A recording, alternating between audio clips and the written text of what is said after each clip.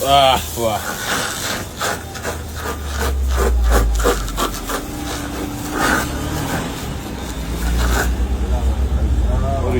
سلام علیکم. ما یکی با چیپس با چیپس. به به. چیپس یکی هم اسپایسیش می‌کنن. باریکلا. راضی ام ازت. بخور روش حالشو.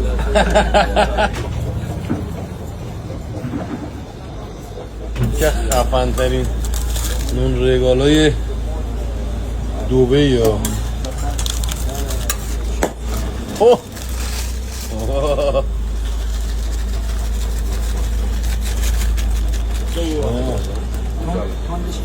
تون آره اسپایسی فطیر پنیر هم میزنه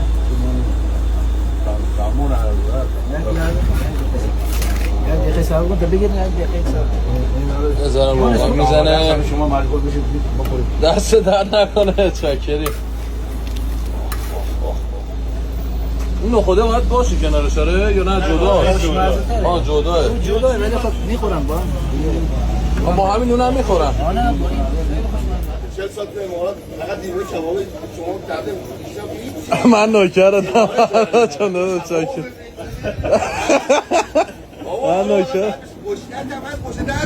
چیپس آلمان قدیمی ترین چیپس داخل امارات. نه بابا من از یه سالی که اینجا زندگی میکنم ما از بچگی که دوغ میریخته میخوردیم. اینو ببین واه واه واه اوه اوه اوه فلفل تونده این؟ زیاد اون ولی خوشمزه. دست درد نکنه عجب چیز فلفل باریکلا شما اون نگاه کن دایی جان چند سال الان اینجایی؟ کم کم 50 سال دیگه کم کم داریم میرسیم 48 ساله. یعنی اون موقعی که شما اومدی اینجا این مغازه رو باز کردین اینجا فکر کنم بیابون بود. همه بیابون یا صحرا بوده. نه بابا اینجا شطور خوابیدم. ولی همون کانسپت رو نگه داشتی دیگه. اون اسفالت نبود. اون خاکی بود. جدی؟ آره کامل خاکی. ایول بابا دمتون گرم واقعا عالی بود.